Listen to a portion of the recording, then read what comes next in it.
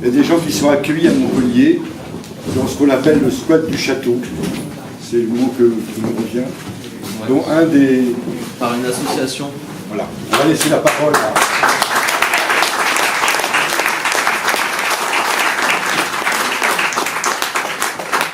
Bonsoir.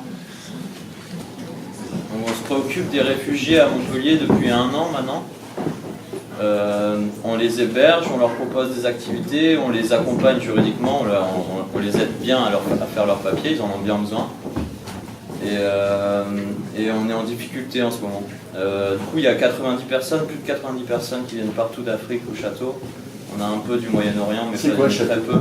Donc c'est un lieu réquisitionné pour les héberger.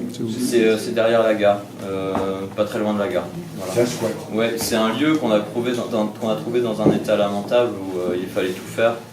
Et du coup, les réfugiés auront tout fait pour habiter à cet endroit-là où personne se serait imaginé habiter.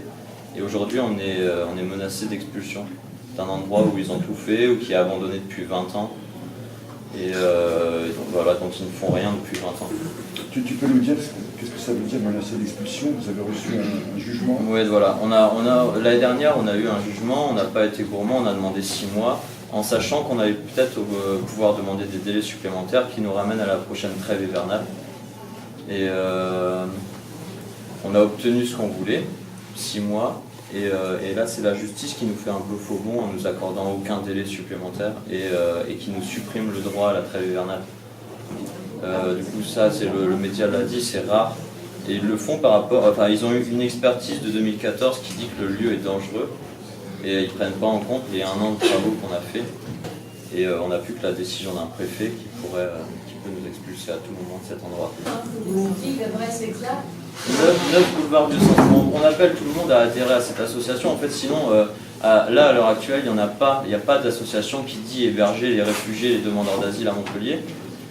Nous, on dit s'occuper des sans-papiers aussi. Ils arrivent, ils sont sans-papiers, il y en a qui après se retrouvent sans-papiers, bref.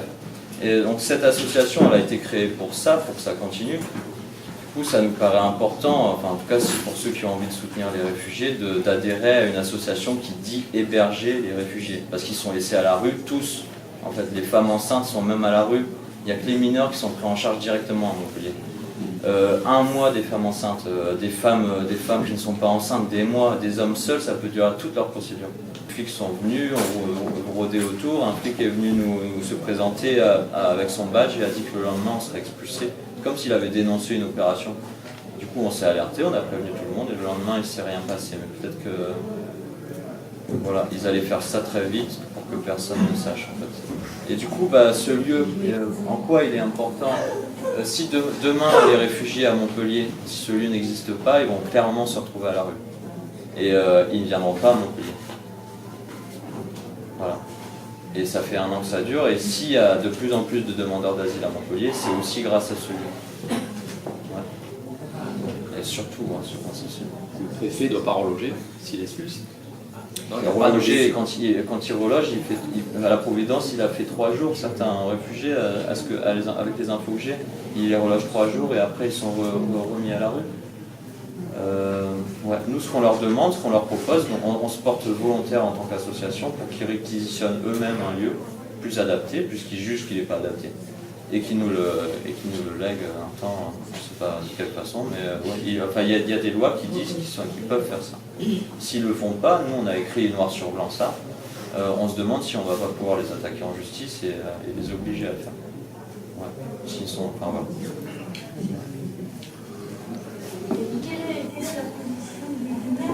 Il ne s'exprime pas. Il s'est exprimé une seule fois avec nous, il a dit qu'il était entre 2 eaux, partagé entre son humanité et le faire respecter les règles. Partagé entre son humanité, il en a. Il a sous-entendu qu'il en avait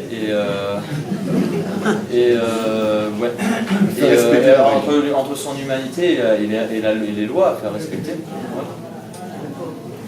Oui. Quel est le nom de l'association? Solidarité partagée. Ouais, du coup, à terme, comme activité, elle propose une ressourcerie non payante, en fait, un endroit où on redistribuerait des choses gratuites. Ils redistribueraient des choses gratuitement aux Montpelliérains, il leur ferait bien plaisir. Ils auraient un contact avec la population assez spécial. Et nous, cette activité nous permettrait de dire à la France entière, regardez comme c'est parfait ce qu'ils font ici, et pour réclamer des dons qui serviraient en priorité à ceux d'entre eux qu'on laisse sans argent en fait. Il y en a plein qu'on laisse sans argent. Même pendant 2 mois, ils arrivent, ils sont sans argent. Ils ne comprennent pas la situation en fait. Ouais. Est-ce qu'il y a des avocats qui vous aident? On a un spécialiste de leurs droits et un spécialiste de la réquisition. Ouais. Voilà. Ils sont redirigés immédiatement et en fait toutes les personnes qui sont au château sont prises en charge par nous maintenant.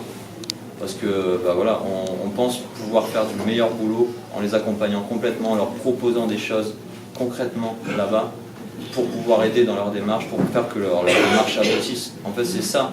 Les gens se mettent systématiquement à faire des choses comme ça, les unes après les autres, ça ne marche pas, ils continuent quand même, alors que la solution, elle est là, dans un lieu comme celui-là, où les gens viennent, leur font faire des choses qui va faire qu'ils vont être dédublinés un jour.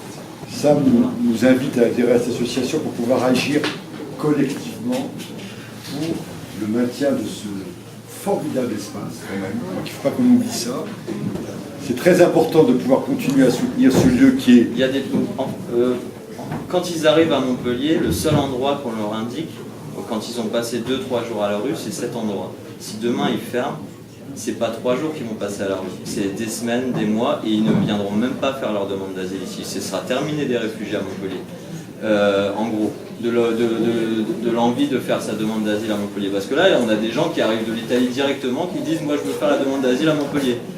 Et ça, à mon avis, l'année dernière, c'était pas ça. À nous de nous préoccuper d'eux maintenant et de réussir à les loger dans de meilleures conditions. C'est ça.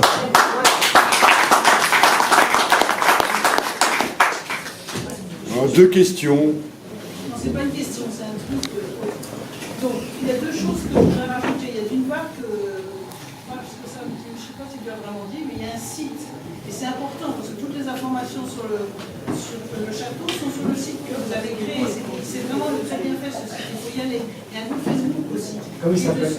Et ben ça s'appelle le château. Solidarité partagée. Oui, moi j'y connais rien en droit, mais j'ai cru en étant là justement, en l'apprenant de toi d'ailleurs à 7h du matin, il y a 2 jours, que le préfet, théoriquement, en jetant des gens à la rue, il a la responsabilité de s'en occuper. Je ne sais pas comment on peut dire s'en occuper. Est-ce que c'est les reloger? Est-ce que c'est faire un câlin ou quoi? J'en sais rien du tout. Enfin, de faire quelque chose. Et est-ce que tu peux, comment dirais-je, réaffirmer ça? Ou est-ce que c'est de la pure théorie? Il y en a plein dont il n'a pas les noms. Il nous a demandé les noms, nous on a donné que les noms des procédures normales. Et il y en a 40. Et il nous a dit qu'il ne pourrait pas agir pour tous, et qu'il allait prendre les 3-4 qui sont les plus vulnérables. Et voilà, en aucun cas il nous a dit qu'il pouvait tous les aider. Je veux dire... ouais, en plus de ça, il y a tous les nouveaux arrivants, 10, 15 en une semaine, c'est tous les jours, ils arrivent tous les jours. Et en plus de ceux qui voyagent, qui ont l'intention d'aller à Paris, qu'il faut aiguiller, qu'il faut... et tous ceux qui sont dublinés, tous ceux qui n'ont encore pas de papier, et quelques-uns qui sont en grosse galère à ce niveau-là, où c'est passé leur procédure financière.